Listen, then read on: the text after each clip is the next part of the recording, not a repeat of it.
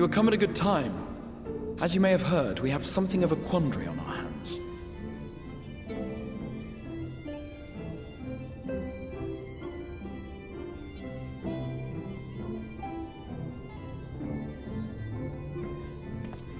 Laxon Loft, here in Lakeland. Eulmore has sent one of its airships.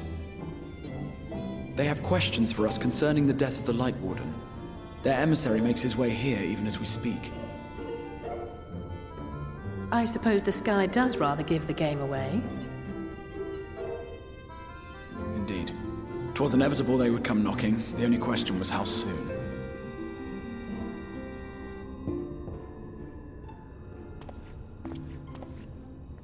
My lord, I am come with the Eulmoran emissary. May I show him in? A moment, Captain, if you would.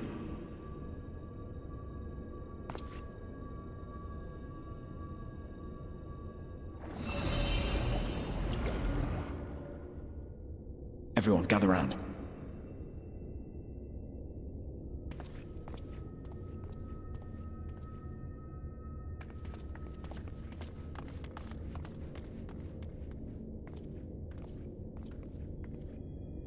I do not wish to show our hand prematurely. Forgive me this liberty. Vanish.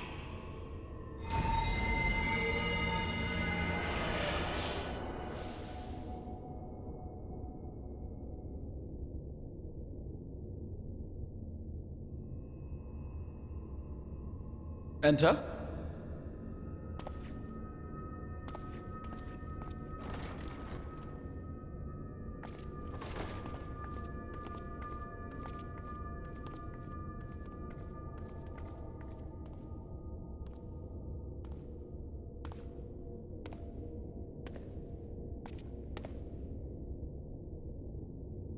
Well, well. The commander of the Eulmoran army himself. To what do I owe the honor, General Ranjit?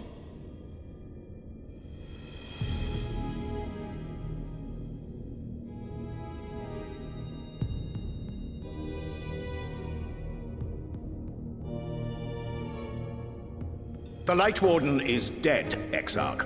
Were your people responsible? You are clearly in some haste, my lord. But before I address your question, you must allow me one of my own. What is Eulmore's interest in this? His Benevolence, Lord Vorthry, is gravely concerned that the actions of an ignorant few may jeopardize relations between man and Sin-Eater. Should it transpire that the Crystarium is guilty of abetting the villains responsible for this outrage, my lord has decreed that it suffer the same retribution.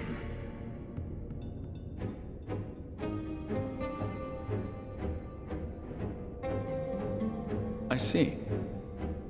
Since you have been so candid, I too shall speak my mind. Regardless of who is responsible, the Crystarium rejoices in the Light Warden's death and welcomes the return of the night sky.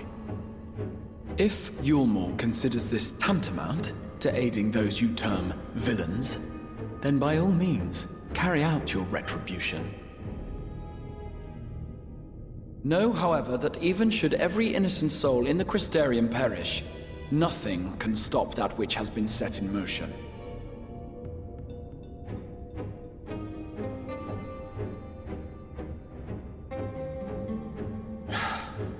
Folly. The death of one or 1,000,000 Sin-Eaters changes nothing. The world is dead, and writhe as we might, like maggots in its rotting course, it will not be reborn. Only by my master's grace may we live out our days in peace. But I waste my breath. You have made your stance clear. I shall relay your words to Lord Vorthry. In the meantime, you would do well to counsel any here who have done more than merely rejoice in recent events, to throw themselves upon Eulmore's mercy, promptly.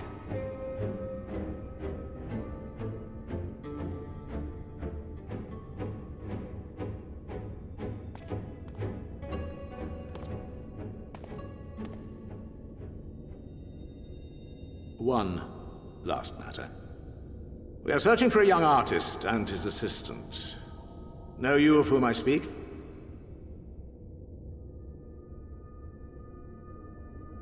An artist and his assistant, no. I cannot say I do.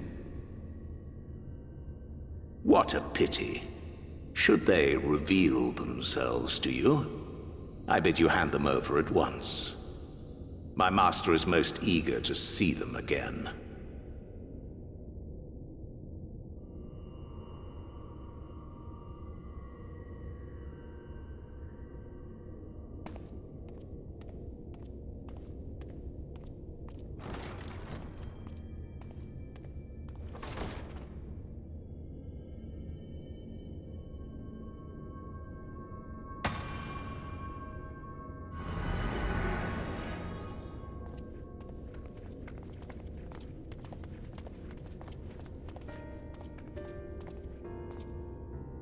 Am I imagining things, or did he just stare straight at us? I fear he did. The General is not a man to be trifled with. He is a warrior of fearsome repute who has led Eulmore's army since before Vorthry's time, when the nation still spearheaded the fight against the Sin Eaters. One does not command the world's mightiest army, and for so long, without possessing exceptional instincts. If Eulmore chose to send such an individual, we must assume this talk of retribution is more than an idle threat. While we are grateful for your support, my lord, we cannot in good conscience put your people in harm's way. 'Tis noble of you to say, Master Alphino, but my people have been in harm's way since long before you arrived. Eulmore has ever yearned to rule over what remains of the world. Even should we surrender the Warrior of Darkness to them, they would find some other pretext upon which to invade. The people of the Crystarium know this only too well, which is why, when the time comes, I am certain they will fight to the last man. If truth be told, I would not have been surprised had Ranjit declared war here and now.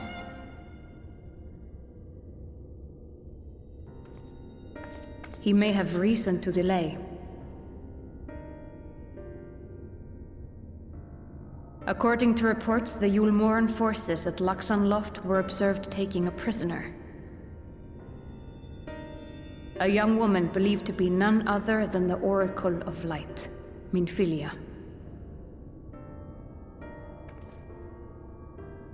It may be that General Ranjit wishes to convey her to Eulmore before commencing hostilities. Having mentored generations of Minfilias, it would not surprise me if he had made her capture his chief concern.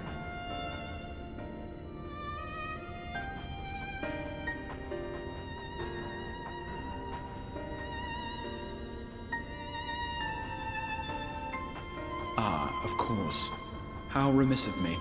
I had intended to speak to you of Minfilia. There is, however, much to say, and precious little time in which to say it. I think it best that you seek out Moren at the Cabinet of Curiosity. He'll be able to enlighten you. Alphino, Alize, would you care to accompany your friend? You doubtless have insights of your own to offer on the matter. All right, though I'm still not sure I understand it all myself. In the meantime, I will set about making provisions for war.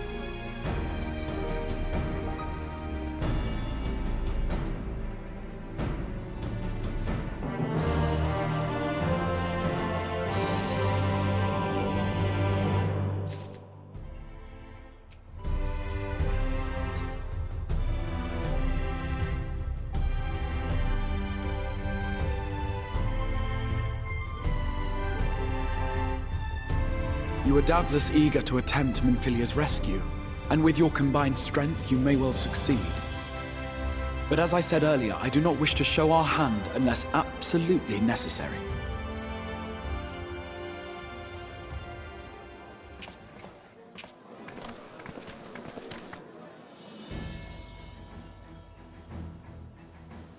Twas not merely the night sky that you restored to us, but hope. Hope for the future of Norvrand. Unlike you, we cannot contend with the Light Wardens, but so long as hope burns in our hearts, we will fight on regardless. This I will prove to you.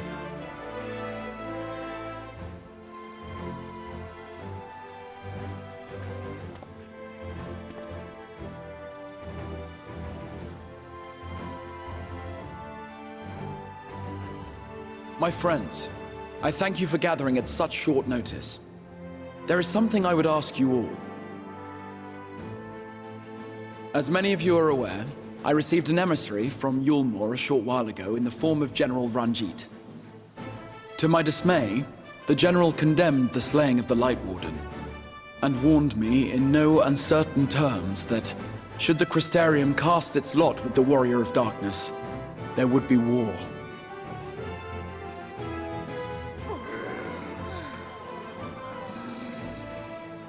Let none be mistaken. We would be hard-pressed indeed to resist the might of Eulmore. Some would even call it suicide. And yet my heart cries out to fight. Better that than relinquish the hope that swelled in my breast when I beheld the night sky for the first time in 100 years.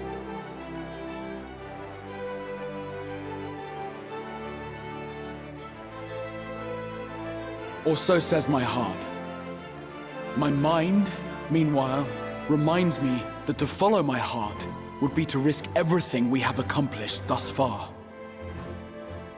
Clearly, this is not a decision to be made lightly, nor less alone. And so I put the question to you all. What should we do?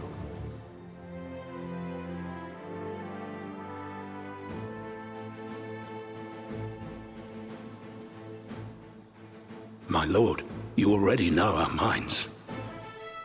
It brought tears to our eyes to witness the knight's return. The whole of Norvrand deserves the same, and not just because some children's story tells us so.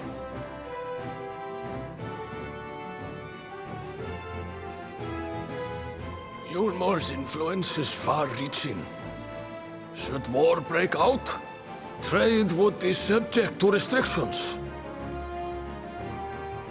The flow of goods will dry up, and we will struggle to make do with what little trickles through. But make do we will. Aye, we can weather such hardships. Is that not the very thing the Crystarium was built for?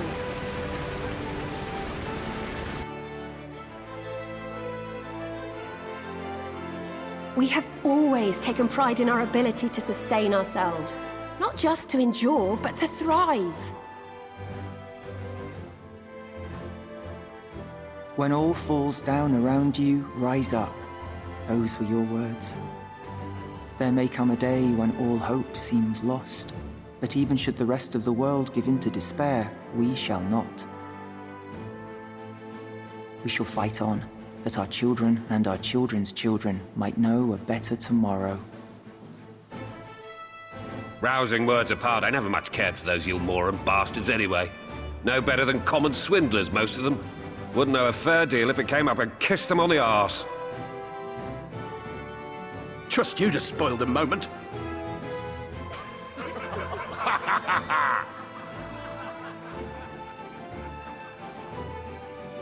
It appears we have a consensus.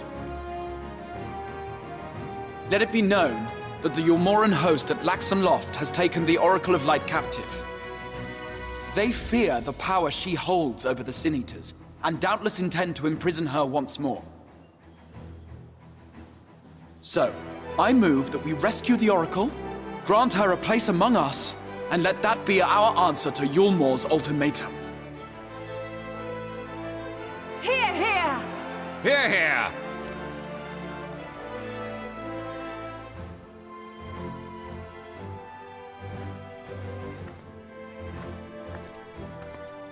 In planning a strategy for the rescue, I open the floor to you all.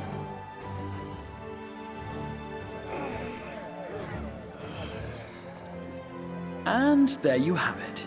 If Eulmore wishes to denounce us as villains, then we shall embrace our villainy. Will you do so as well?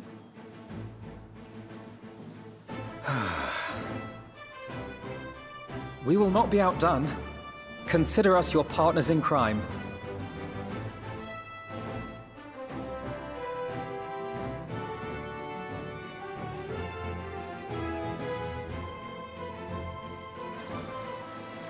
My lord, our proposal is as follows. We begin by deploying Amaro to occupy the skies over Lakeland. They should serve to delay the airship's departure.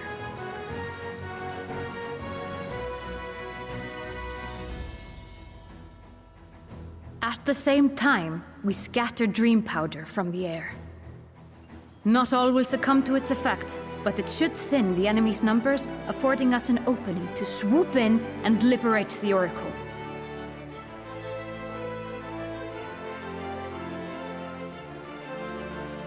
Very good. Cease your preparations.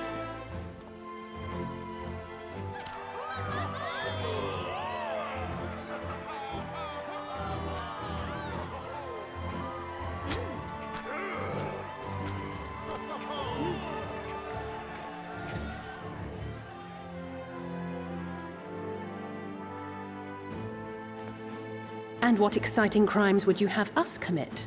Speaking for my fellow villains, I'd say we're capable of most things, though we draw the line at indolence.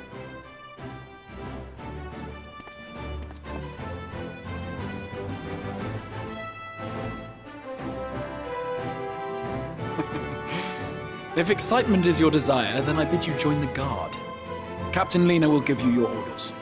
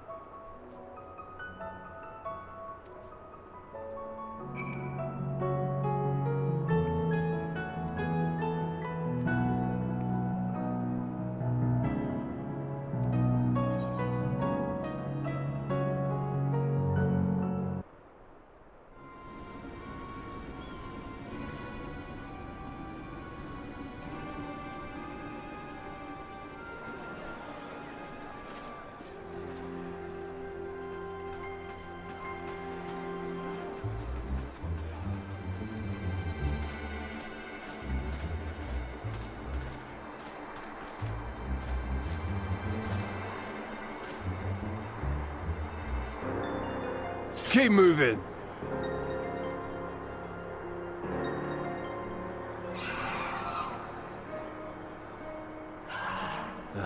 What now?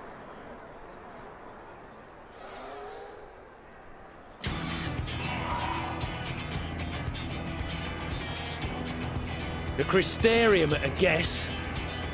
Desperate fools. It'll take more than a handful of overgrown lizards to ground us.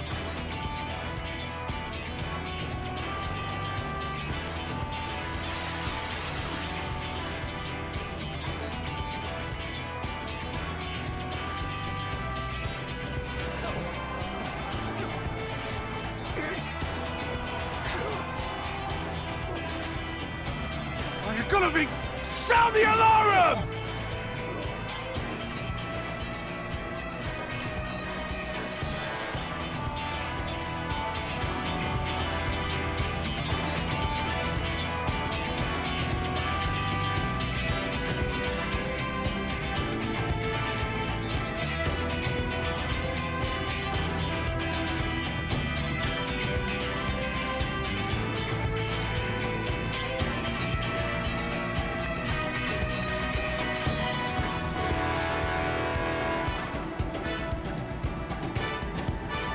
Captain, the powder has taken effect. It is time. Let us free the Oracle from their clutches.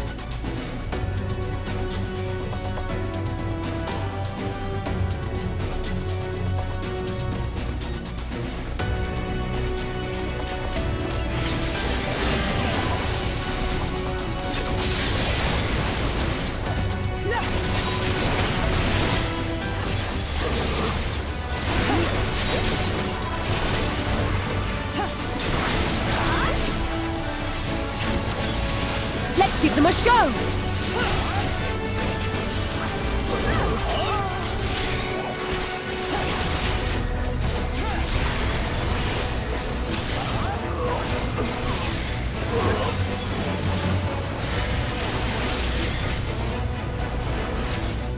You're not alone.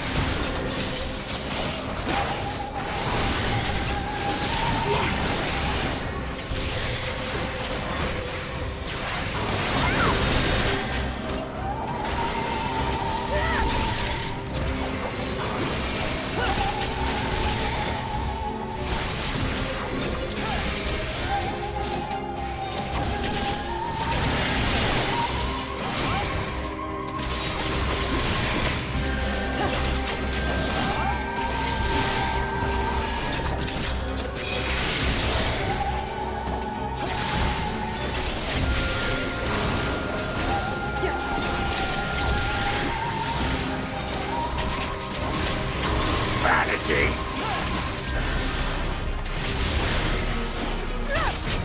Be gone! You'll pay for that!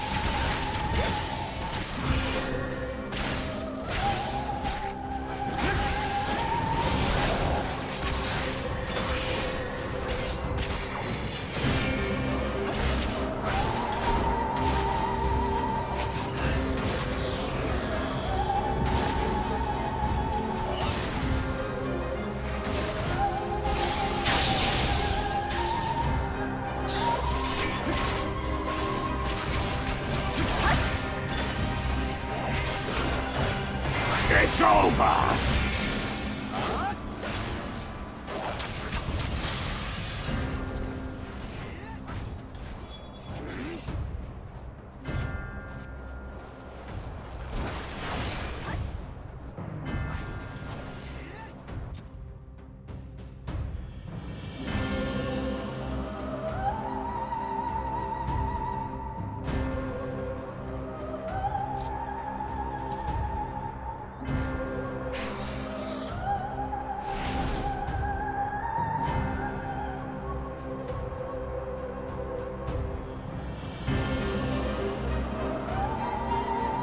You, boy.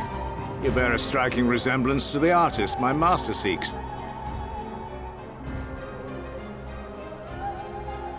By all means, keep your counsel. You will all have ample time to confess your crimes back in Eulmore.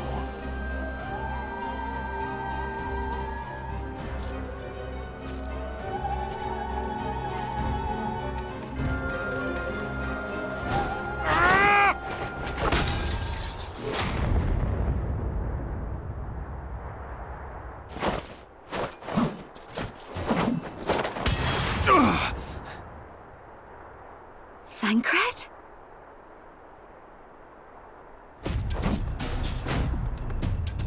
So, you are the wretch who stole her from us. And what if I am?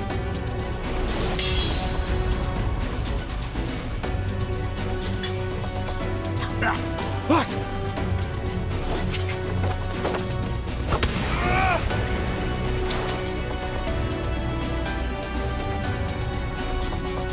Pathetic. Vermin such as you are not worthy of the Oracle.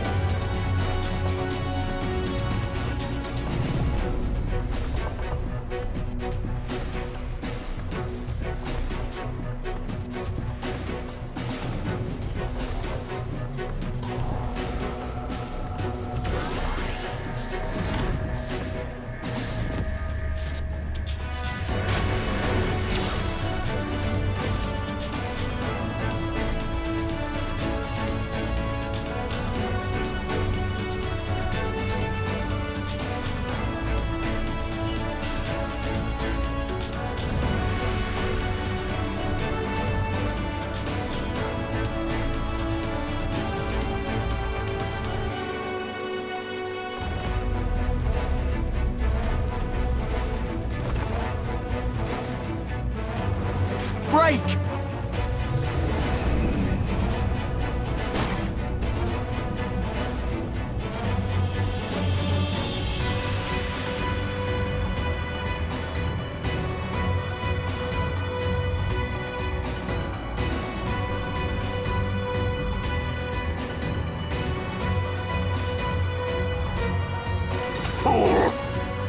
would see your city razed.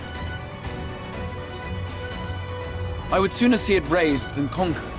Suffice it to say, we are ready to receive you.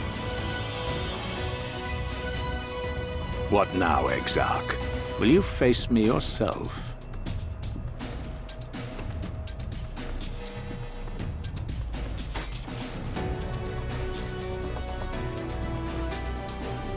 I think not, General.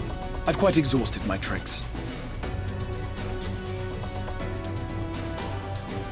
If you mean to give chase, I will not stand in your way.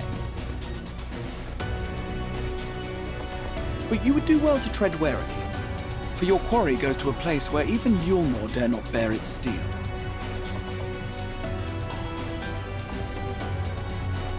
Ilmeg, the Fairy Kingdom.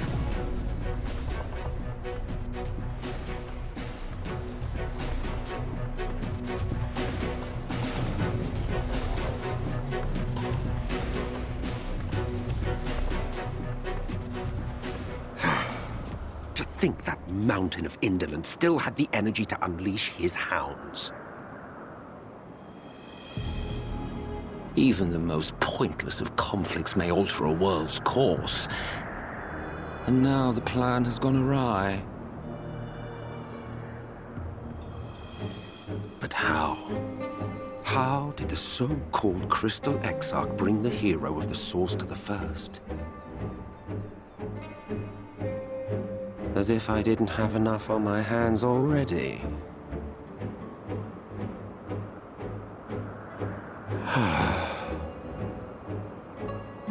Then again, with a soul such as that, mayhap there is another way. One which does not require bloodshed.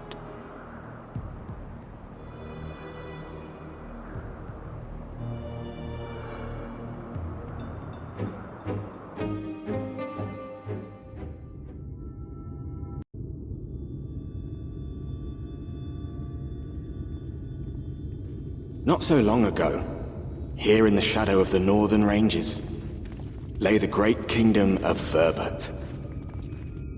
A nation with a proud history that the Sin Eaters cut short, just like all the rest. Since that time, these lands have become a haven for Fey folk. Dreamers frolicking amidst the ruins of a forgotten realm.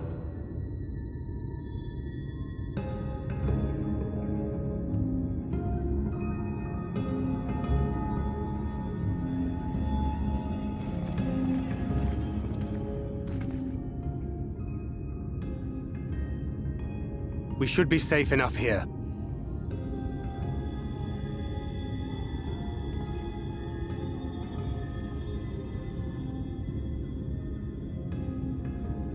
It's good to see you again, my friends. I don't know about you, but it feels like years since last we met. 5 of them in my case. Why, it only feels like 1 to me, but long enough to warrant a more convivial reunion either way. What brought you to Laxon Loft?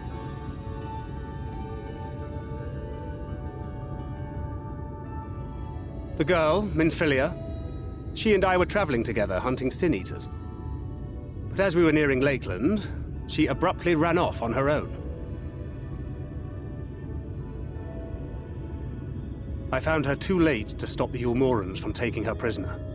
And as I was considering rescue options, I observed that the Crystarium was on the move. So I consulted the Exarch, who apprised me of the details of the operation and issued me certain instructions. Should the situation take a turn for the worse, I was to see you all safely to Ilmeg. And here we are.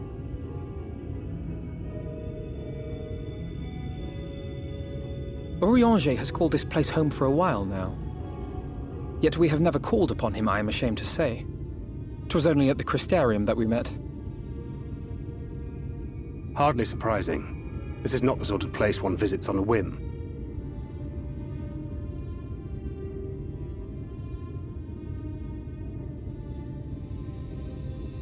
Happily, having trespassed on Urianger's hospitality for a spell, Minfilia and I have an idea of how things work around here. Sooner or later, the Eulmorans will come after us. But before they do, the Exarch bids us accomplish two things. First, rendezvous with Urianger. And second, eliminate the Light Warden of this land.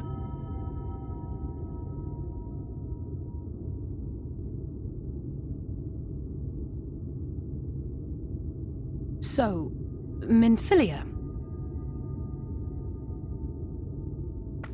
What made you leave Thancred behind, if you don't mind me asking?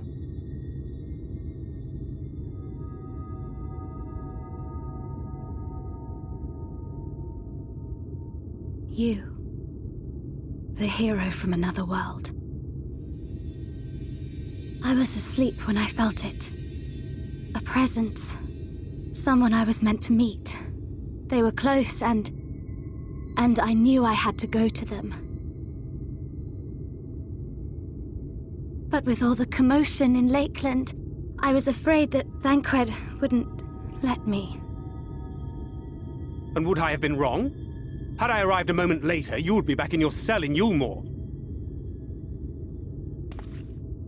And now we have Ranjit snapping at our heels. You really have outdone yourself this time.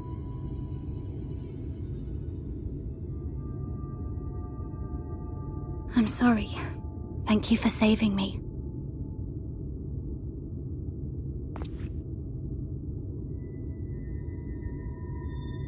Oh, poor thing being scolded so.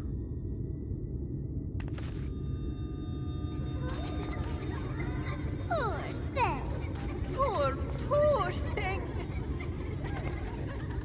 Who said that? Show yourselves. Come now. Put away that frown and have some fun with us. Yes, let us have some fun. Lots and lots of fun. Which way was it to Urianger's?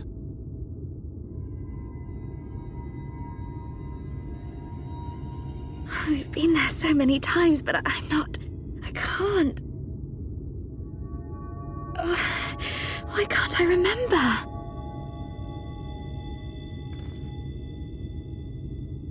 Damn it all. We're already caught in their spell.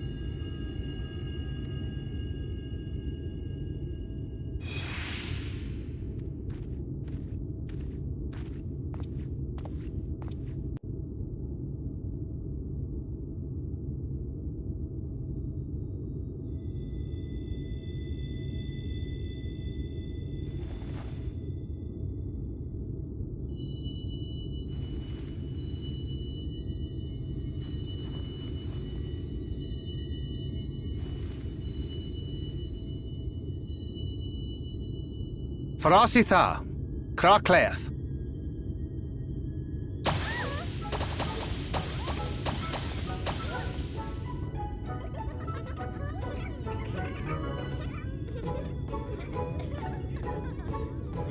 No! We are found! How did this mortal know our trick? Wait! I recognize their souls. These two have been here before. Look! Look! Twins! How adorable! Oh! Play with us! We have neither the time nor inclination to play. We have come to see Urianger. Oh yes, Urianger, the peculiar one. In return for a place in Eulmore, he agreed to a riddle contest with us for 7 days and 7 nights without any sleep.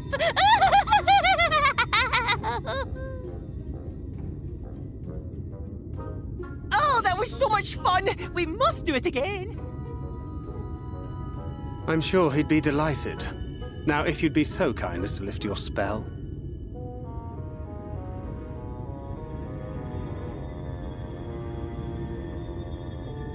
Shall we? Should we? Would we? What now?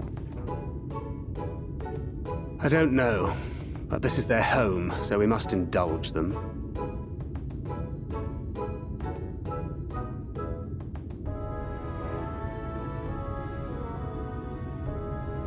Right, we've made up our minds. We will lift our spell on one condition, that you first lend us a helping hand. Or 2, or 3. Once you've helped solve all of our troubles, we'll let you see Urianger. Pixies on her.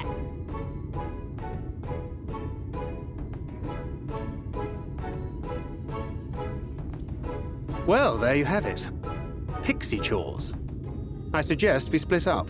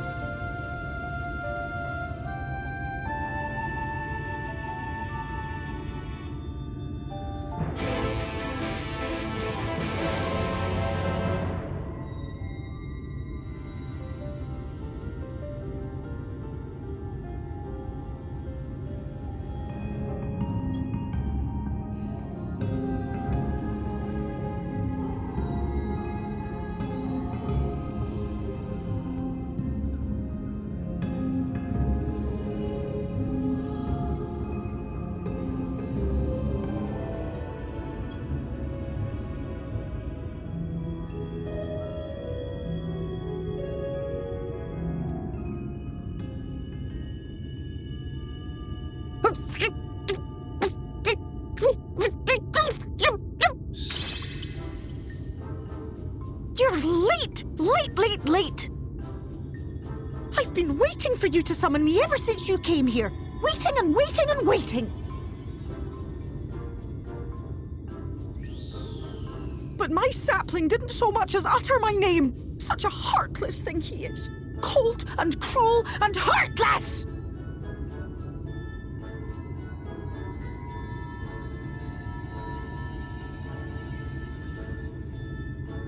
Another self-important little brat. Just what we need. Reminds me of my childhood.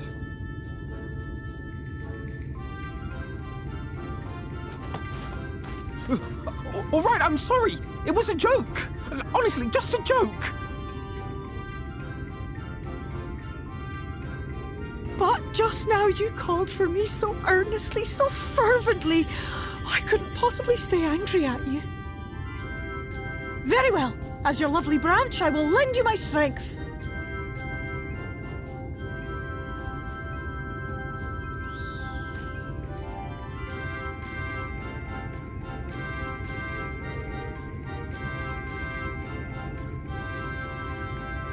Well. If it isn't Theo Ool, the mould feel. It's been too long.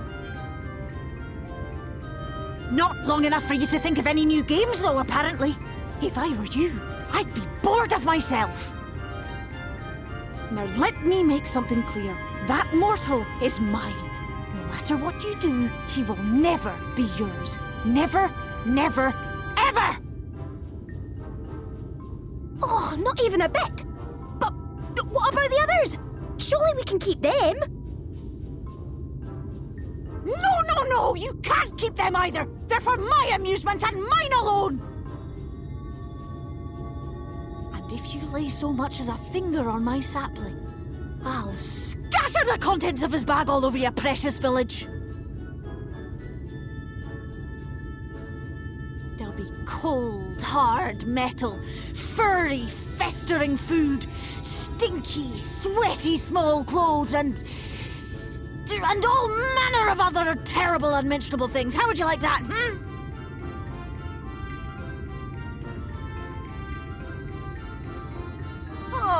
All right.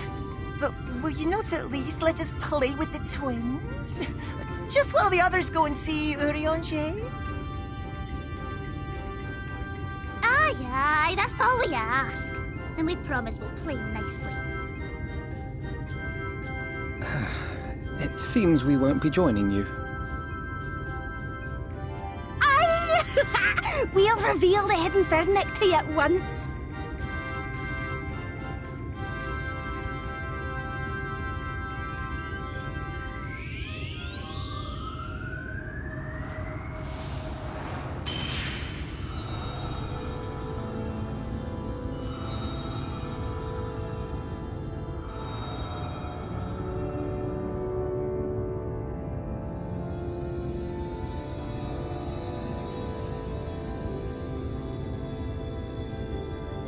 So this is the true Eulmore.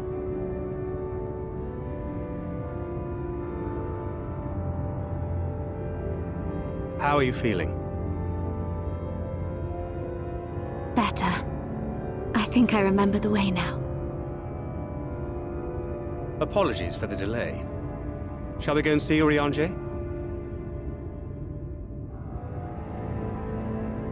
Your lovely branch is useful, yes? So whenever you're in trouble, you must remember to make use of me!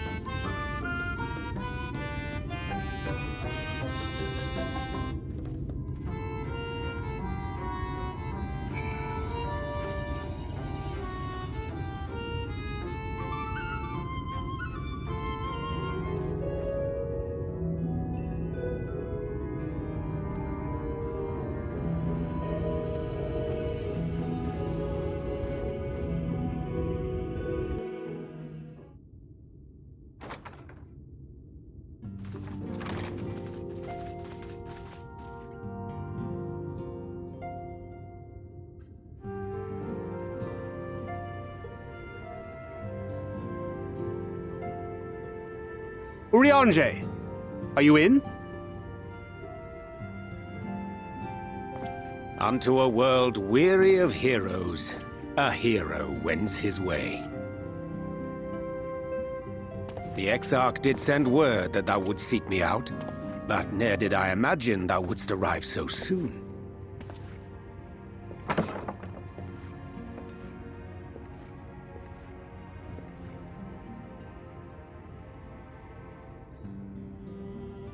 Full glad am I to see thee once more, my friend, and none the worse for thy travails.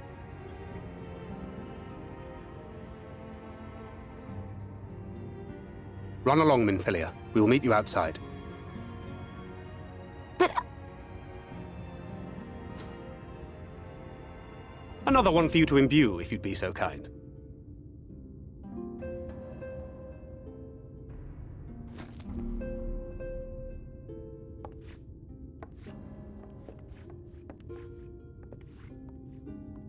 I take it thou hast met with our other comrades already?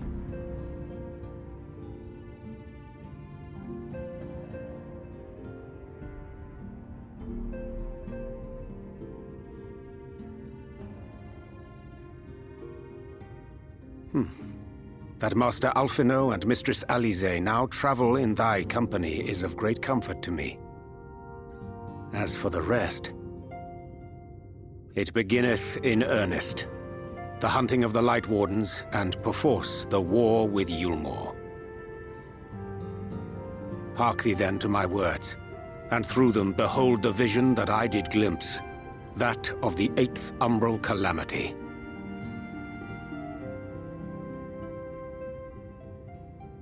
As I drifted hither to the first, traversing the boundary twixt reality and potentiality, I did bear witness to events yet to come.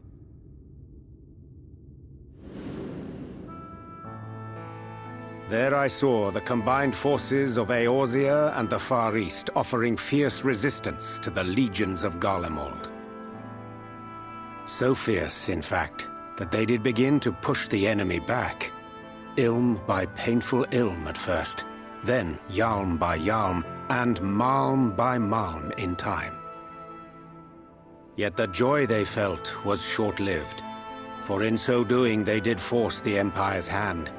Faced with defeat, the Garleans turned to a weapon most vile: Black Rose. Its potency defied all reckoning. Once released, the gas took on a life of its own, wreaking untold carnage not only in Eorzea, but in the provinces of the Empire besides. From fighters upon the front lines to babes in their beds, none were spared. And as the casualties became too numerous to count, so did the fabric of civilization begin to unravel.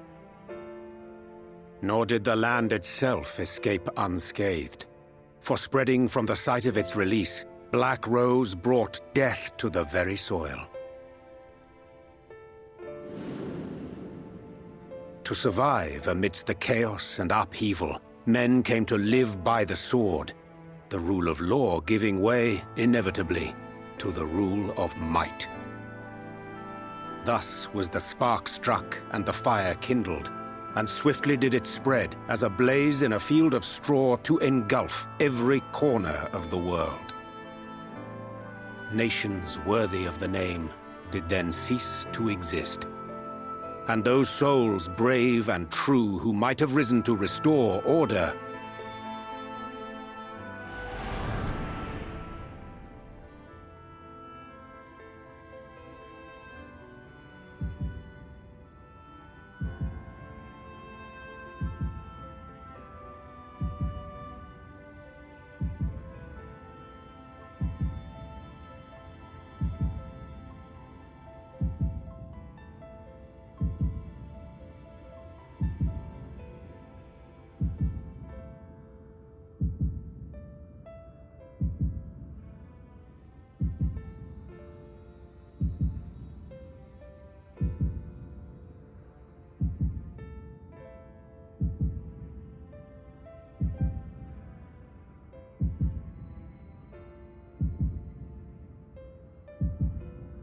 were no more. For the weapon spared not one, not even thee.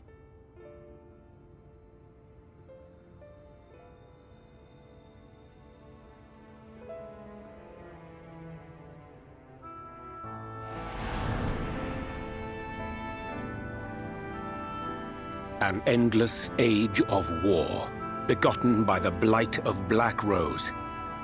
Such is the legacy of the 8th umbral calamity which I did behold.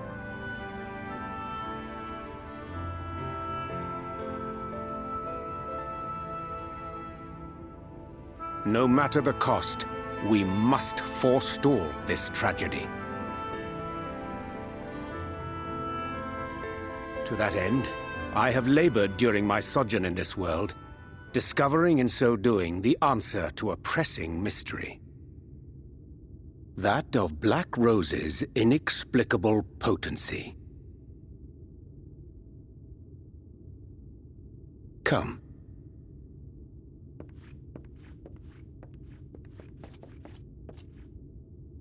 Dost thou recognize yonder chart?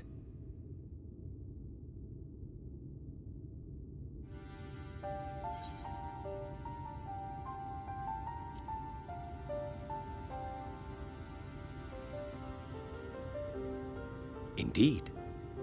'Tis a rendering of the elemental wheel, such as one might find in classrooms across the source.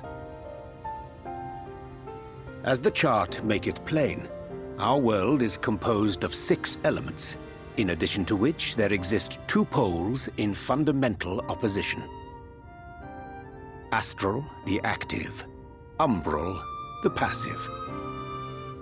As a reflection of the source, the first naturally compriseth the selfsame forces. Yet, curiously, there is a notable divergence in their nomenclature.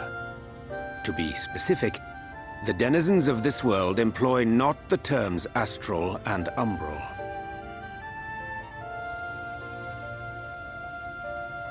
Thus was I moved to inquire what names said forces had been assigned. A simple question which yielded a most unexpected answer. Upon demanding the name of the pole aligned with activity and growth, I was told that as life's myriad colors combine to produce black, the people of the first had called it darkness. At this, did my mind begin to race. Yet 'twas only when I asked what name had been given to the pole aligned with passivity that mine eyes were opened to the truth. Peace and tranquility being as purest white, unmarred by color, I was told it had been given the name of light.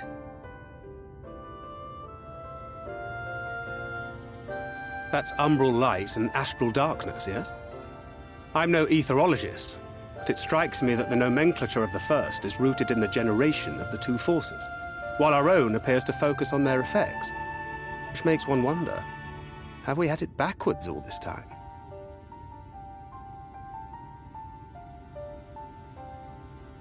'Tis indeed a compelling question, and one which beareth closer examination. Yet what knowledge we already possess sufficeth to explain the chain of events. The phenomenon of etheric thinning observed in the source is the consequence of light, the power of stasis, flowing in from the first to stifle the movement of ether within the land. And according to Master Alphino, Black Rose slayeth by halting the circulation of ether within living beings. Should such a weapon be unleashed even as the first were rejoined, replete as it is with light, we would have a disaster of untold proportions on our hands. A calamity. Well, at least we have a better grasp of what we're facing. Our objective, however, remains unchanged. We are to eliminate the Light Warden of Eulmore. Speaking of which, were you able to ascertain its whereabouts? Aye. 'Tis all but certainly ensconced within Leergear, the castle which standeth in the midst of the lake. To enter said stronghold, we must needs turn to the Pixies for aid. Fortunately, I have become quite adept at courting their cooperation. Henceforth shall I accompany you, and do all in my power to ensure that my vision doth not come to pass.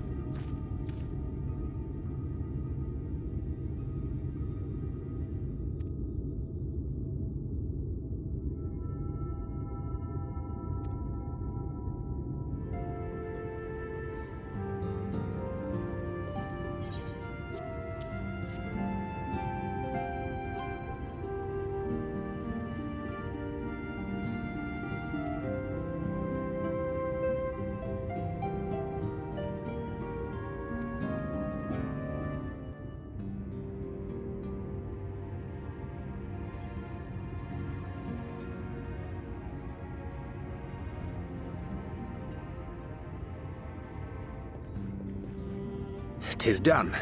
The Pixies shall be well pleased with these gifts. Ah, lest I forget.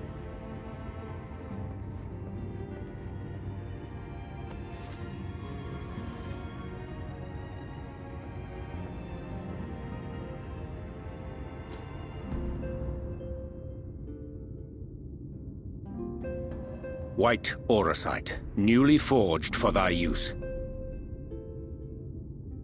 Our mission being to thwart a rejoining, we will most assuredly cross paths with those who crave the contrary, our eternal enemies.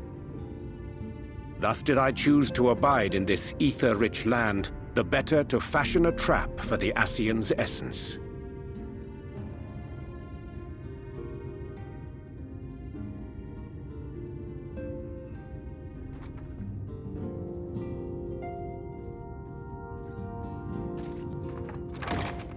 May I come in now?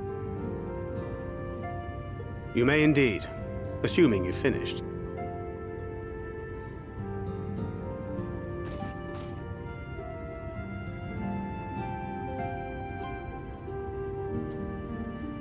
I did as you asked. That's my girl, thank you.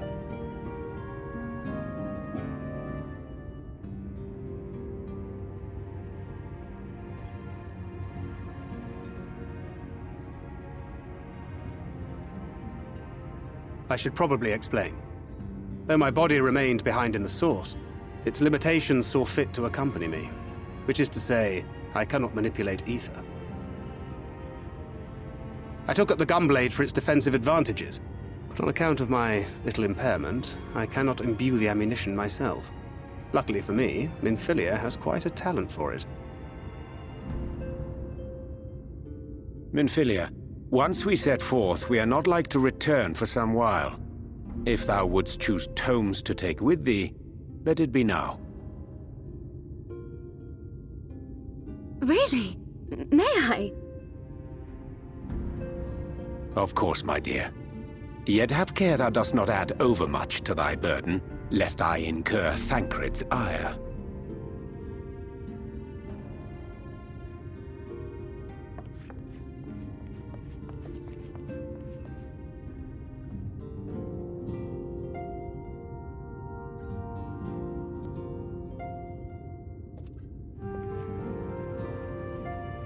Hast thou spoken to him of thine encounter with the Minfilia of Eld?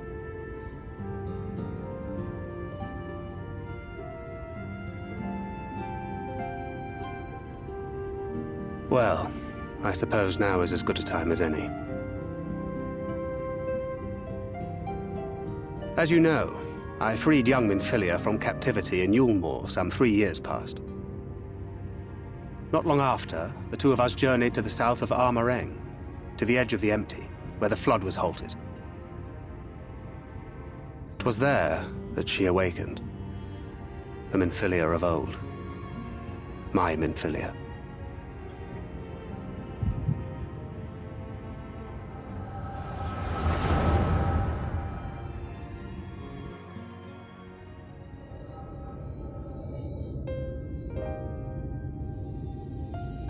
Tell me, what must I do to bring you back?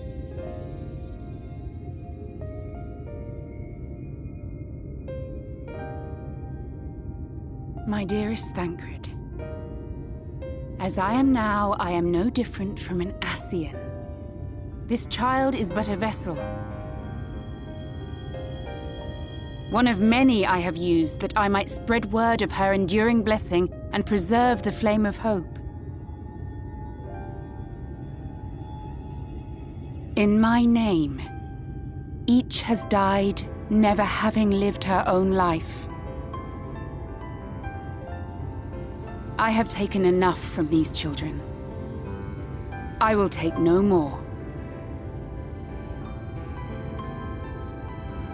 But what of your suffering? Your sacrifice? This isn't fair!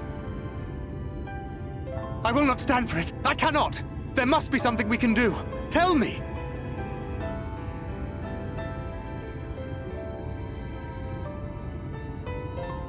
Should the day come when this child grows weary of fighting and wishes to cast it all aside, then shall I take up her burden. But should she wish instead to become the master of her own destiny, then shall I bequeath to her my all.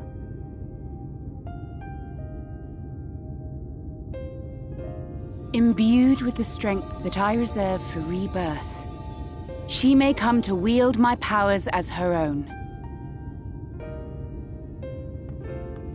And what of my wishes? What of Flamine's? What of all the people who love and care for you and want nothing more than to see you again?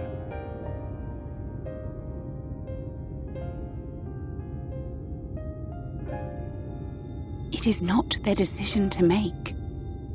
It is hers. This child's. This Minfilia's.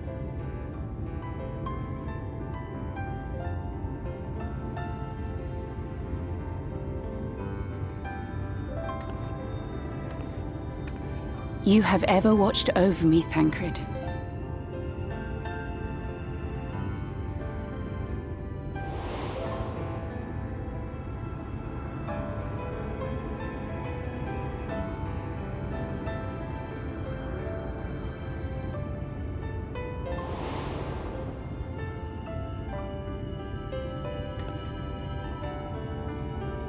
Now I ask that you do the same for her. Protect her. Teach her. Stand by her as you stood by me. There is much and more she does not know. She needs a guide to show her the ways of the world, or she will never find her own path.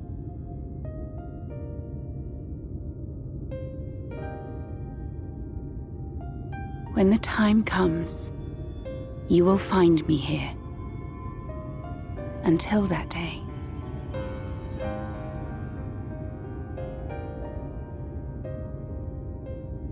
Minfilia, wait!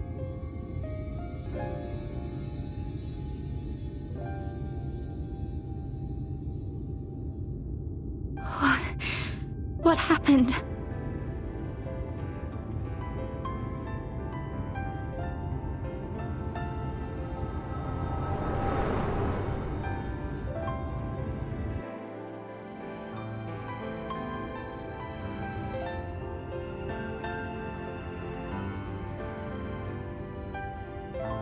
And then she was gone. Minfilia, the girl, claims to have no recollection of any of it. I have told her many things. Where we came from, what we fight for. But of that day, I have not spoken.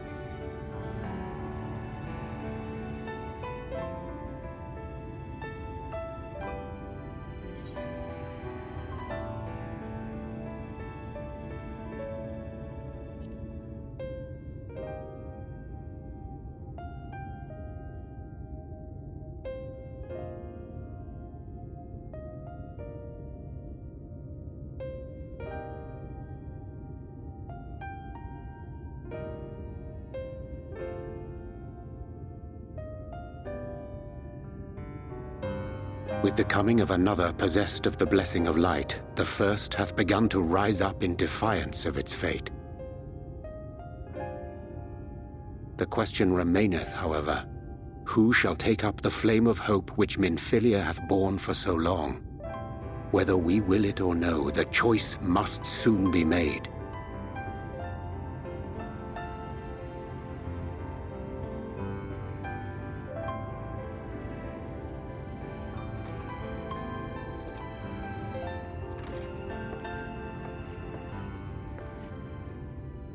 I'm sorry I took so long. It was so hard to choose.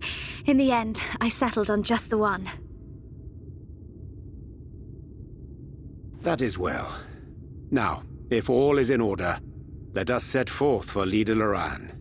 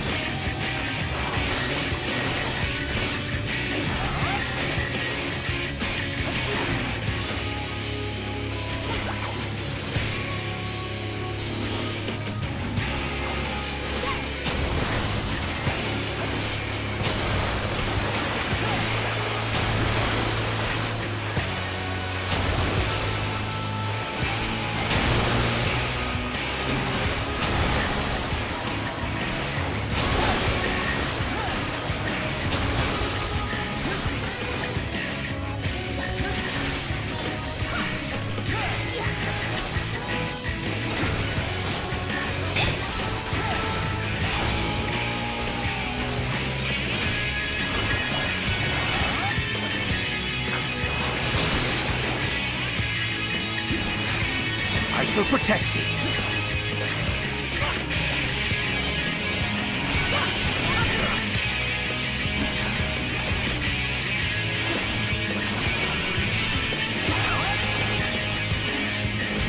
You underestimate me!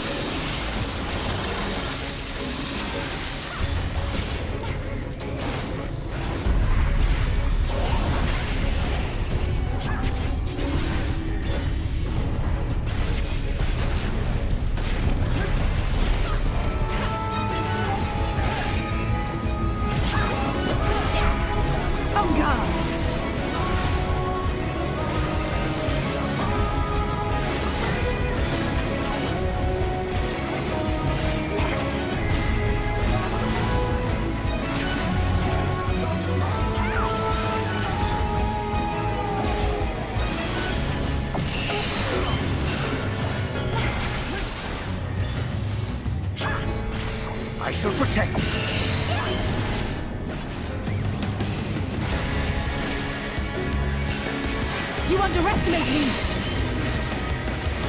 Now I've got you.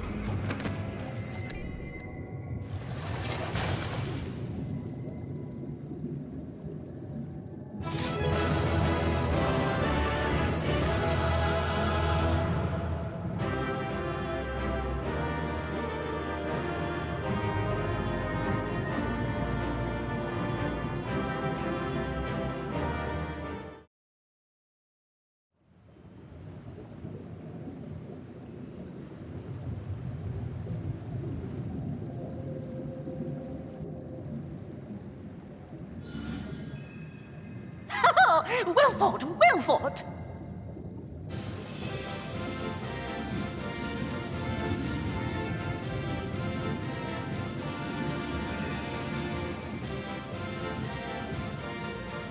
Bravo! Amazing! Jolly good show! Oh, you do not hold back!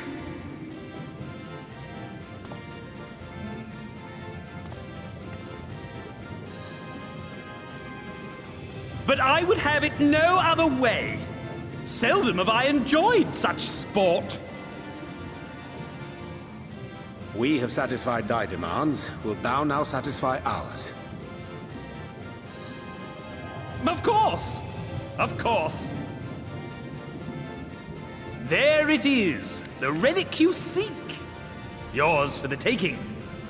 Have care you do not break it, though, yes.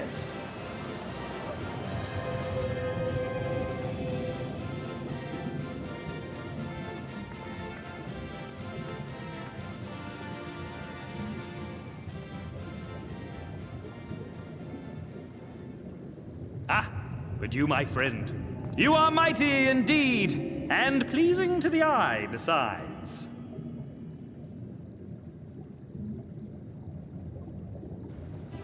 More? I want to see more of him! Yes! Yes! I could watch him forever! Why don't we just make him one of us? Yes! One of us! One of us! One of us! One of us! One of us! One of us! One of us! One of us! One of us! One of us! What a fine idea! Why ever didn't I think of that? You may have the crown, but in exchange, we will have you!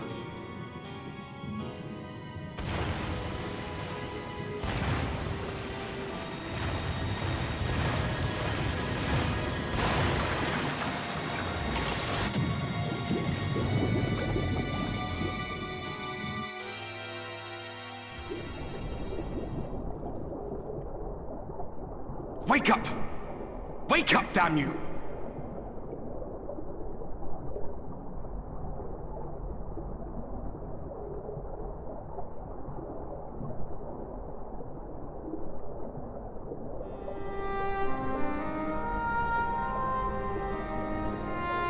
Ah, you're alive. Thank the gods. I don't know where you learned to breathe underwater, but it's lucky you can.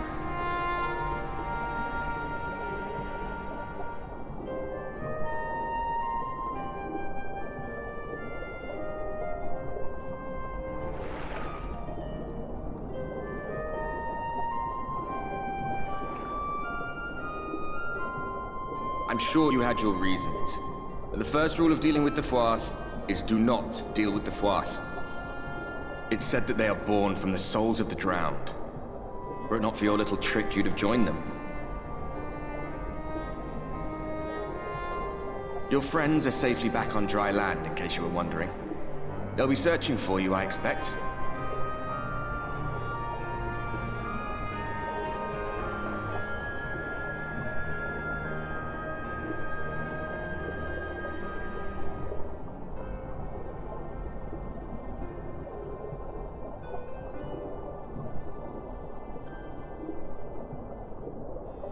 That's the royal capital of the Kingdom of Verbert down there. It's seen better days. They were a stubborn lot, the Verbertites. Set in their ways. But once you got to know them, you couldn't find a more welcoming people. It always froze over in winter, being up in the mountains. So we'd pull up our chairs round the fire and trade tales over steaming bowls of lamb stew, while the street lamps burned hot and bright outside.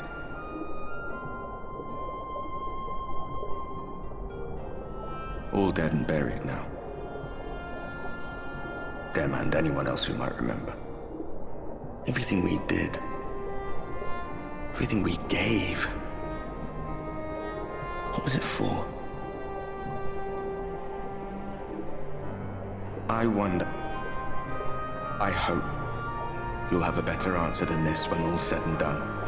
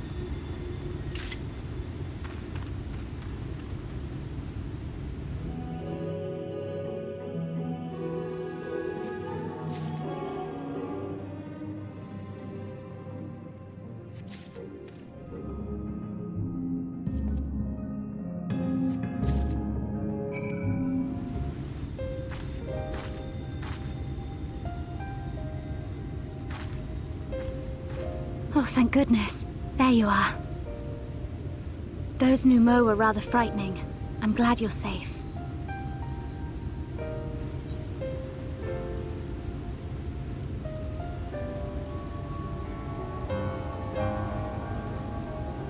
I haven't seen much actual combat, so I was a little nervous, but I'm happy I could help.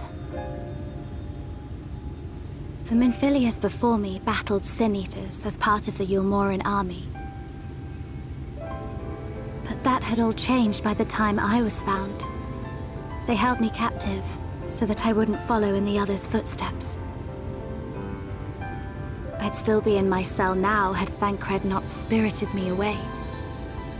When he found me, I knew nothing of the world. I didn't know how to live, let alone fight. Thancred once told me that if the efforts to summon you failed, it would fall to me to face the Light Wardens. I realized then that it was the only reason he kept me close. As a contingency. The truth is, he can't stand to be around me. Because I'm not her. I'm not his Minfilia.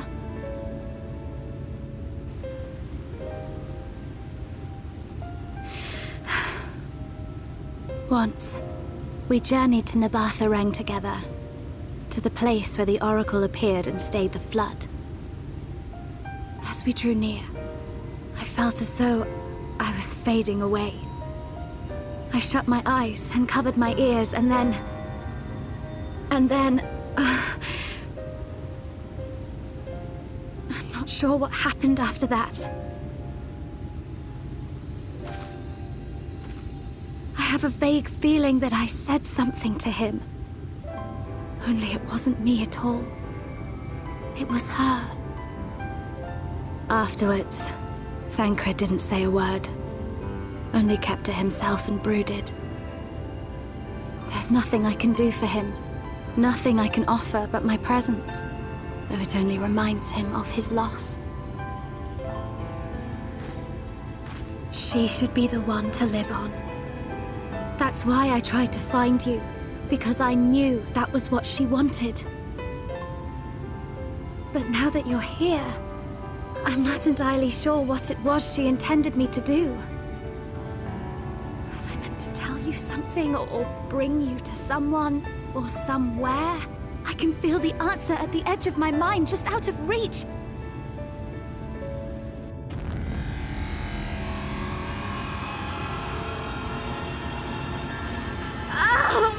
What is that?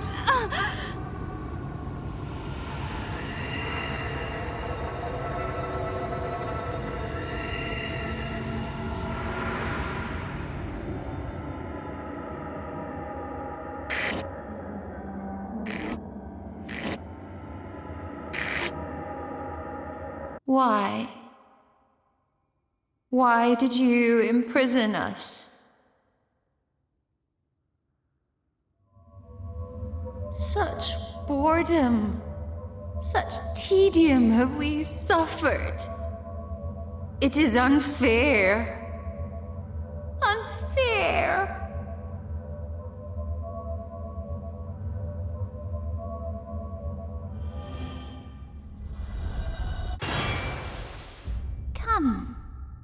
Come and play with us.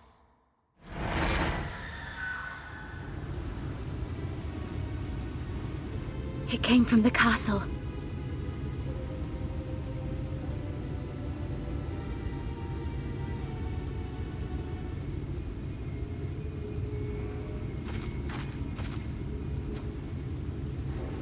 This is everything I have. Please see it delivered to the Nu Mou. I will bear word to Thancred and the others.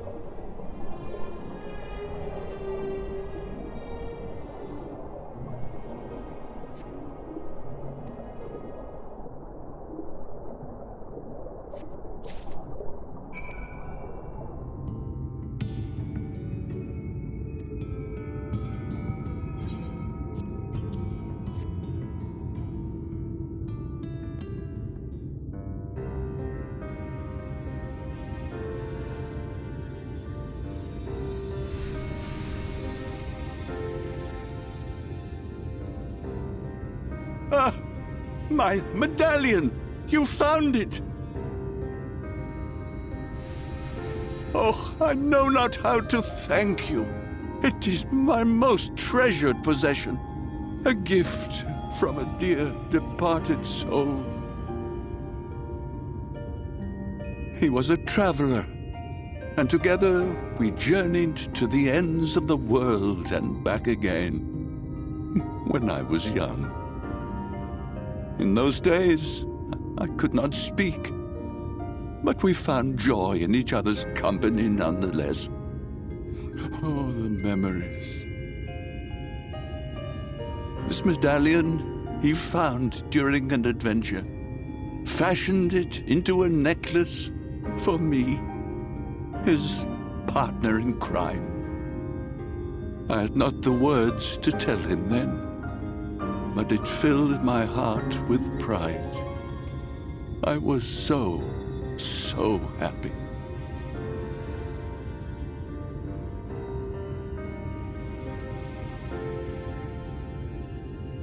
His name was Artbert, and he was my friend. Artbert, thou sayest? Everyone blamed him for the flood, him and his comrades. Some few spoke up for them, of the many whose lives they had touched. But as the years went by, their voices were drowned out by those who only uttered the adventurers' names as a curse. It was too much to bear, and so I left behind men and their lies, and came to this place. Artbert was a trusting soul, constantly being drawn into the troubles of others. Yet, in spite of this, he never thought twice when he saw someone in need.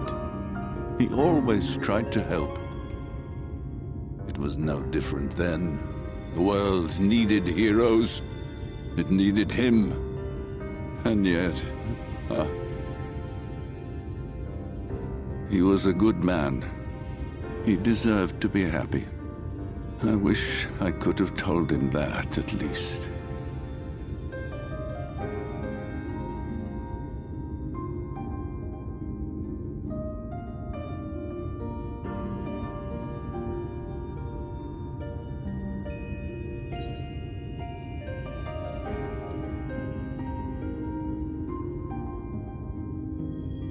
You remind me of him.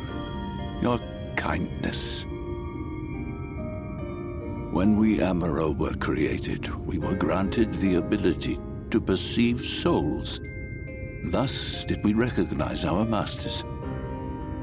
That ability has long since faded from our kind. But due, perhaps, to my reversion, I can see your soul. Faintly, but surely. It is reminiscent of Artbert's. Strikingly so. Of course, you are you and no one else.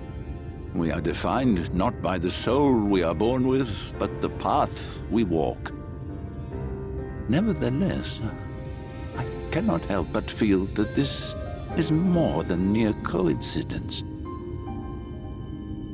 Which is why I will place my faith in you. The relic. It is yours.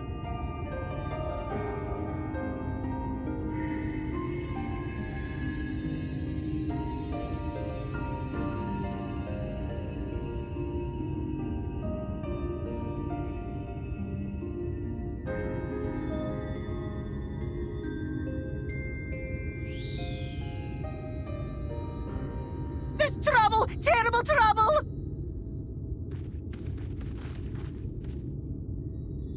Has something happened at Lida Loran? Together with the twins, we were playing tricks on some nasty mortals to stop them from setting foot in Eulmore. At first they ran off screaming, which was lots of fun. But then a scary, bony, wrinkly old mortal came along and spoiled everything. none of our tricks seem to work on him, which is no fun at all. And now they're getting closer and closer. Ranjit. If he manages to find his way in, all our efforts will have been for naught. As thou sayest. Should we be discovered ere our mission here is complete, and the Light Warden yet liveth, our task will be rendered nigh impossible. If we are to prevail, we must needs divide our forces. Thus do I propose the following. Whilst thou salliest forth to meet with the Light Warden, we shall join in the effort to obstruct the trespassers. Should we succeed in staying their advance, all the better. Yet even should we fail, if we can but delay our enemy's arrival long enough for thee to secure victory, our plan may still be deemed a success. So the moment the lights go out, we all beat a hasty retreat, yes? Let me come with you. I have the blessing too. No, Midfelia. You'll only get underfoot. Now come.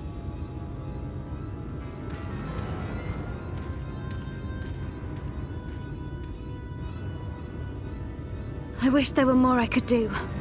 Please be careful.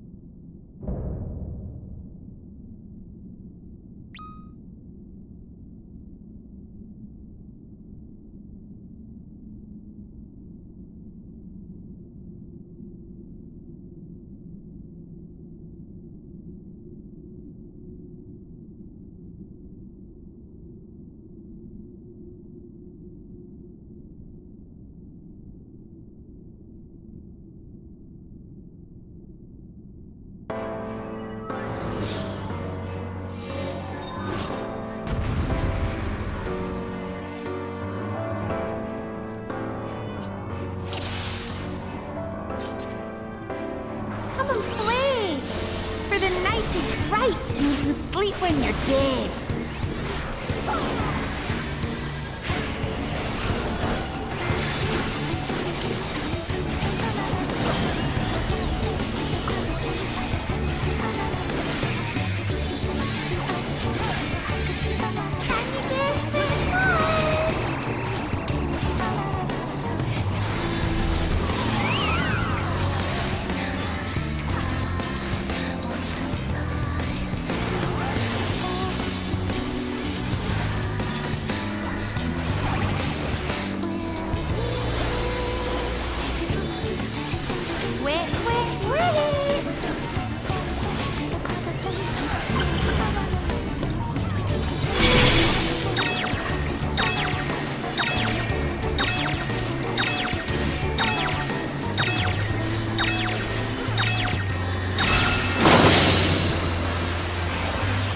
Play with fire.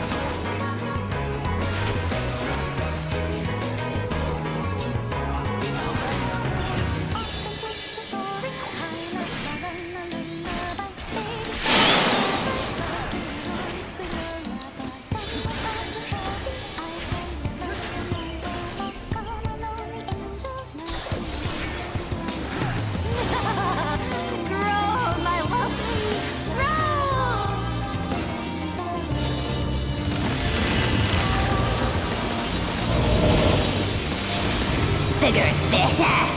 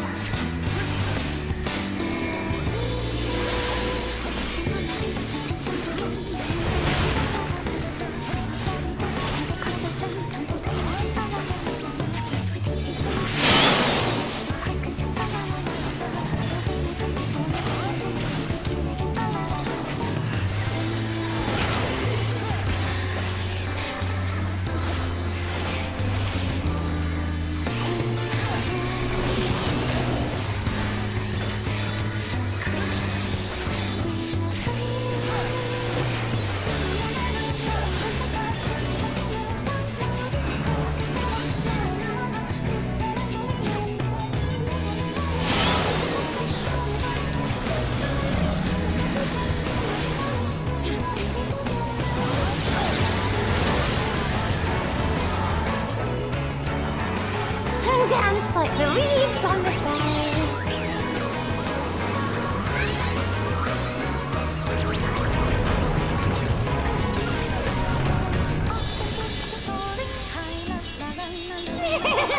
This is so much fun! Let's play some more.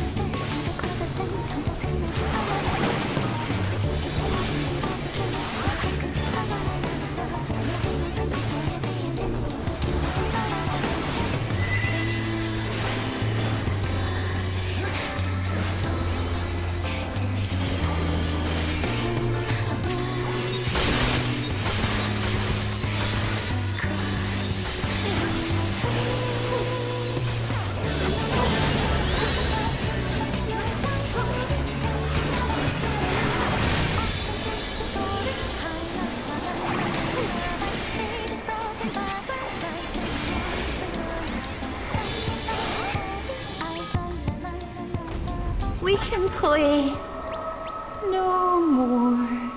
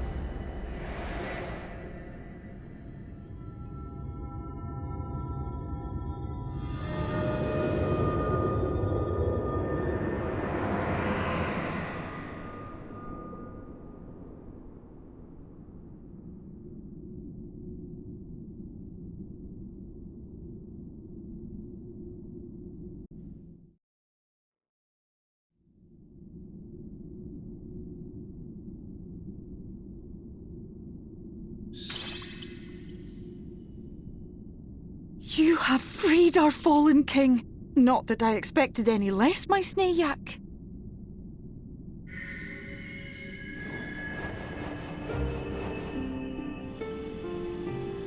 The dress, the crown, the scepter, the shoes.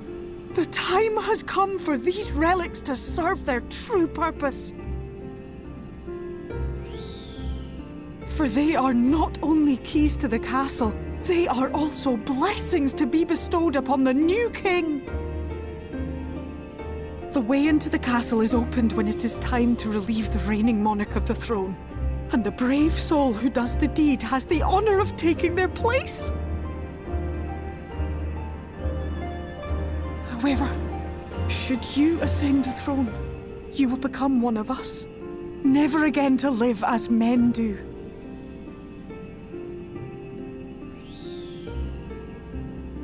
My adorable sapling, my precious mortal.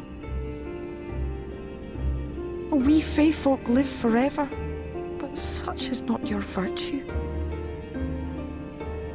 To strive for a dream you will never see, to sow seeds that others might one day taste the fruits of your garden, that is the beauty of your kind.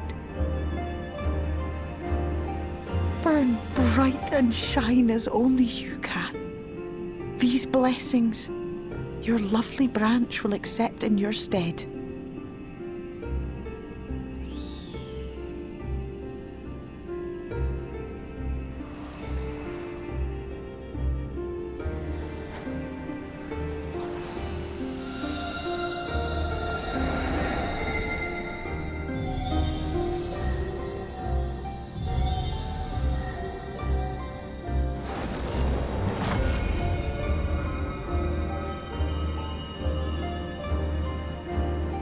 Kinla, Ilichla, Ilmek, Okbra.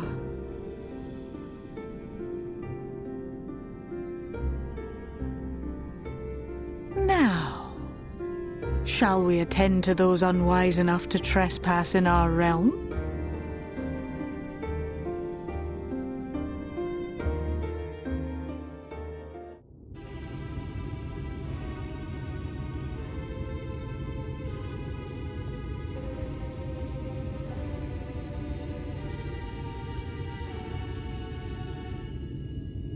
Confound it!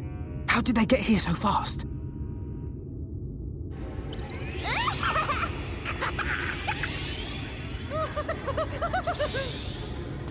Damn these pixies and their tricks!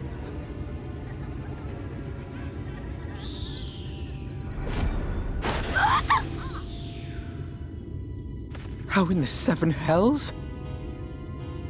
Listen well. We come in pursuit of villains who have fled to this land. You know who and where they are. Now show yourselves and answer me before I lose my patience. Ow! Stop! It hurts! It hurts!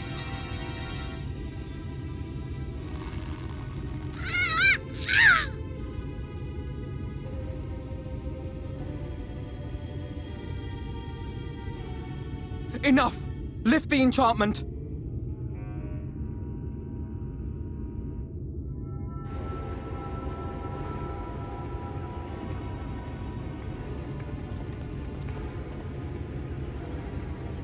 Minfilia, willful child. How many times must I come to collect you? I won't return to Eulmore. And I won't let you hurt my friends.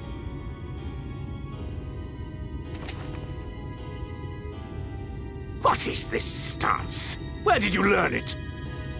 No oracle I trained would make such an unseemly show of herself.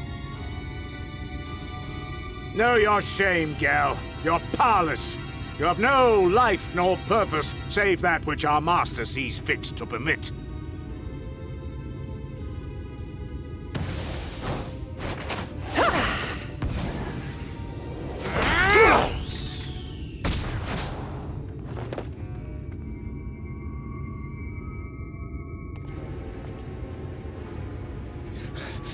Who are you to dictate her purpose?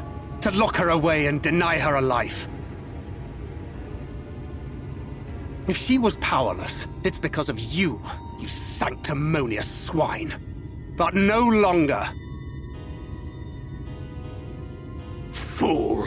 Defiance only begets more suffering. It is through acceptance alone that one may find solace in this god's-forsaken world.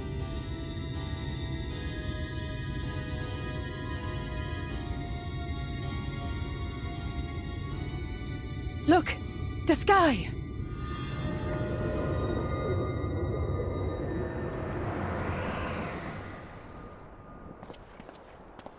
He's done it. The Warrior of Darkness has triumphed! General? What are our orders? What do we do? We do what we came to do. Subdue this rabble and find the Warrior of Darkness. Forward, men! Take the villains captive! Are you deaf? I said...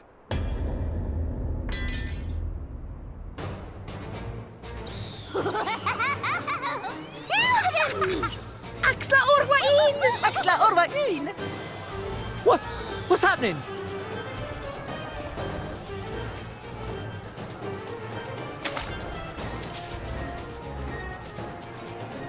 Water? That wasn't there before.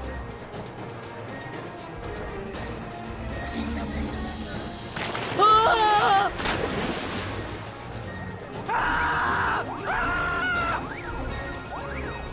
Orwai kansasi, orwai kinsi. Help me!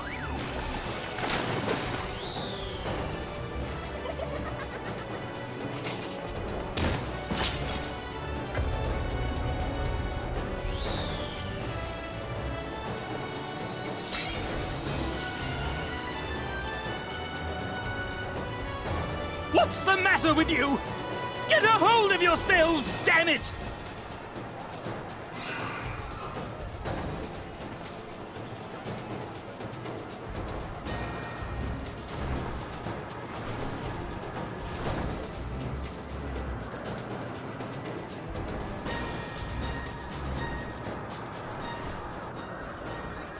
General, they come in greater numbers. We must retreat! All who stand with a warrior of darkness shall face justice. My master demands it.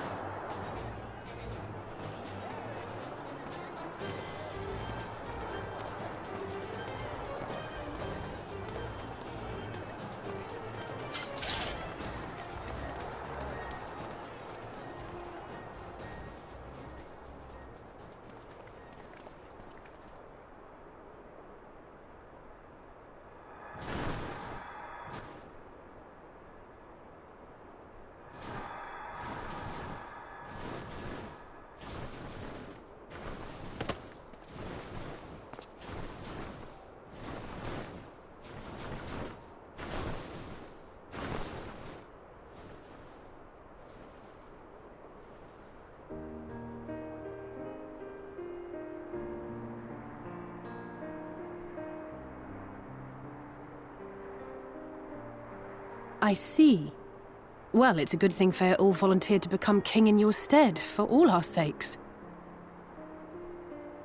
We are grateful for your timely aid, Fea Ul, or should I say, your majesty. It was the first night in recent memory. We all of us but wished to make the most of it. That's something you must remember about us Fae folk. Though our existence may be eternal, we exist only for the present. We live in the here and now, paying no mind to futures that may or may not be. To wit, we are not driven as men are. We cannot fight for such causes as men do. Does that mean you won't aid us against the Sin Eaters? Not unless the mood takes us. But if it was to repay a debt, well then, that's another matter. To take back as much as is taken. To create as much as is destroyed. To give as much as is received. Such is the way of Eulmore. By this law, we shall lend you our strength, in return for the beautiful sky you have restored to us. In times of need, do not hesitate to call.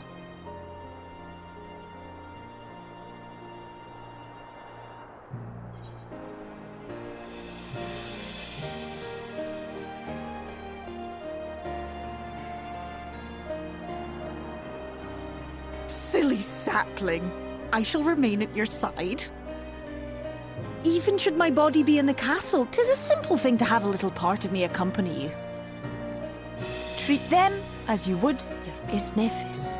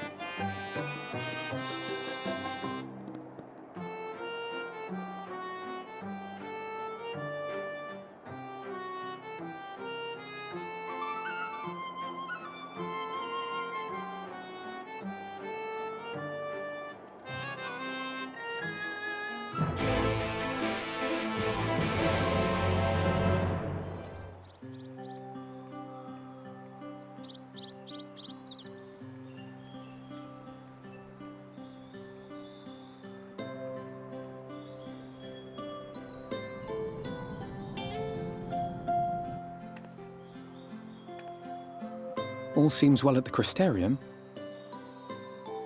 Yes. Eulmore was plainly more concerned with finding us. How flattering.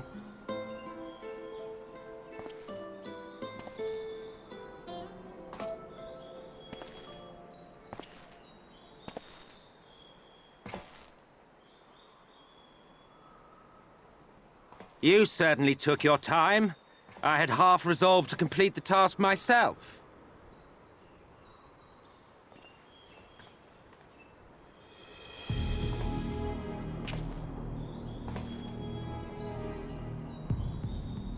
And you are... Were one to study the annals of Garlean history, one would find yonder visage on many a page. Though by rights its youth should long since have faded. Well, well, we have a historian in our midst. That spares me a lengthy explanation. I am Solus Sos Galvus, founding father of the Garlean Empire, and under various guises, the architect of myriad other imperially inclined nations. As for my true identity,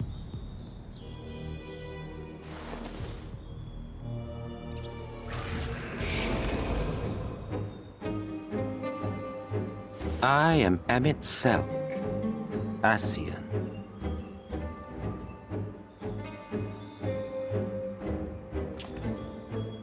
Gaius spoke of you, a native of the Source. Equal in rank to La Habrea.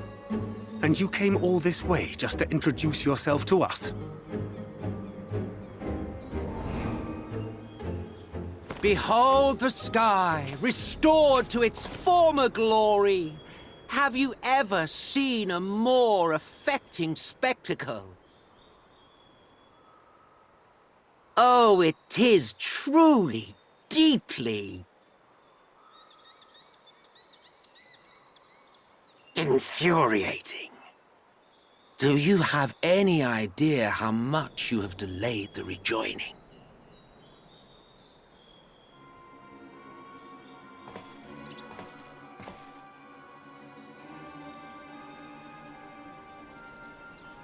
Following the flood, the First had been listing ever further towards the light, towards stasis. The end was in sight. Enter man and his indomitable spirit. He would haul the world back from the brink. And adding his lumpen weight to the power of growth, he duly tipped the scales, if only by a fraction. Yet a fraction was enough to spoil the perfect imbalance needed to bring about a rejoining. Had mankind continued to live in idleness under Vorthri's rule, all the conditions would have been met.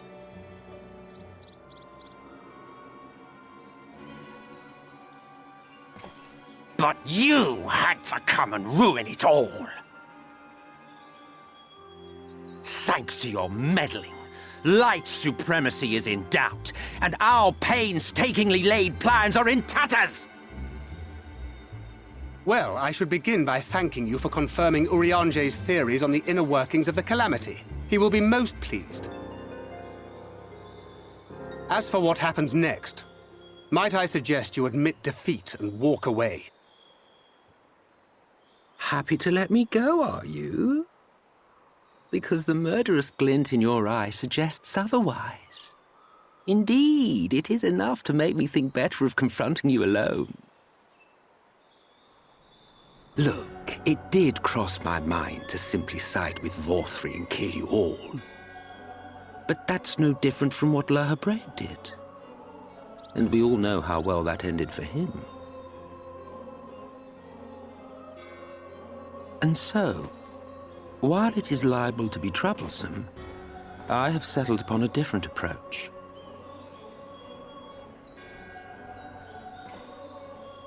cooperation. I will not raise a hand to hinder your hunt for the Light Wardens. If you desire it, I will even lend you my knowledge and strength.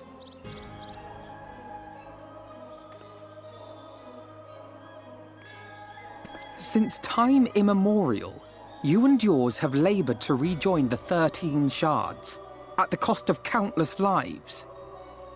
Do you expect us to believe that your objective has suddenly changed? Nay, our objective is the same as it ever was. Though I dare say, you do not know our motive. A war waged without knowledge of the enemy is no war. It is mere bloodletting. Just once, might we not seek to find common ground?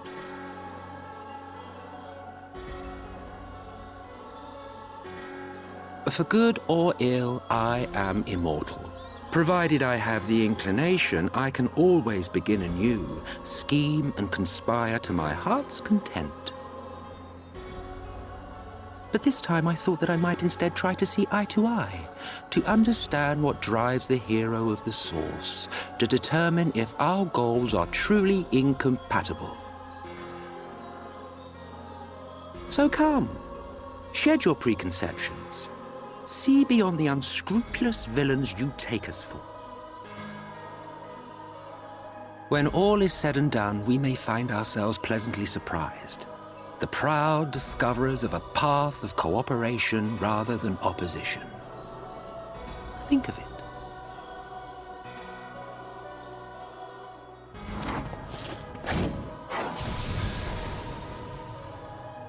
Thou hast delivered thy proposal, and we would not dismiss it outright. If I may offer thee counsel, however, to make thy case via an illusion reflecteth poorly upon thy sincerity. My apologies. You will forgive me if I'm not entirely at ease in the presence of a famed Ascian Slayer. I felt it only prudent to take precautions.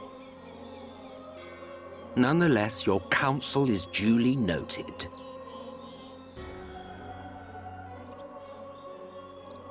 I take my leave, friends. Rest assured, we shall meet again soon.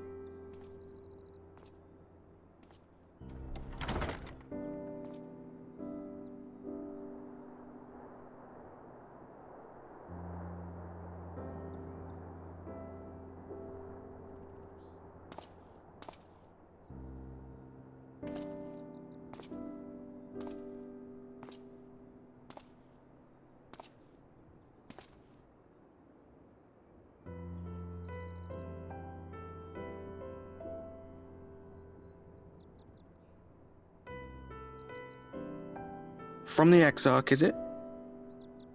With that mirror of his, he can watch your every move, you know. He'll probably think you're talking to yourself. Still, he's keeping you well fed.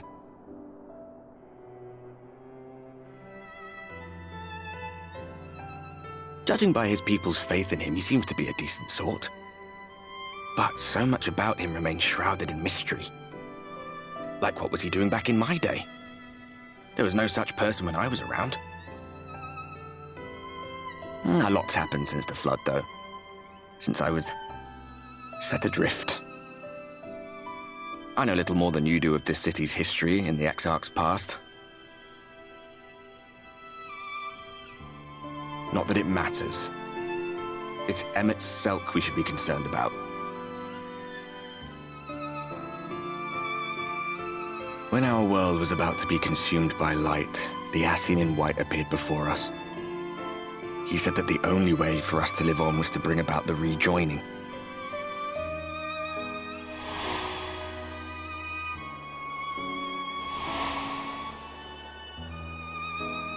Desperate as we were, we heeded his words, not realizing that the flood was of the Ascian's own making.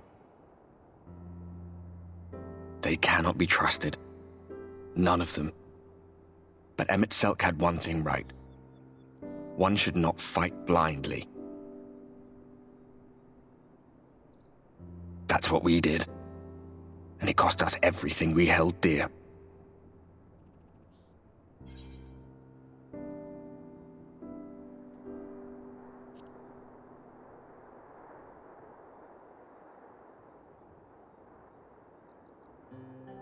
What? What about Seto? What is there to say? All right.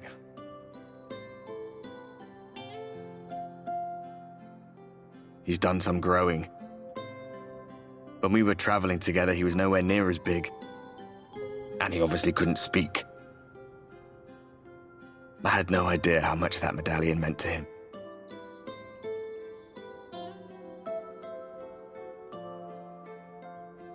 What about you, anyway?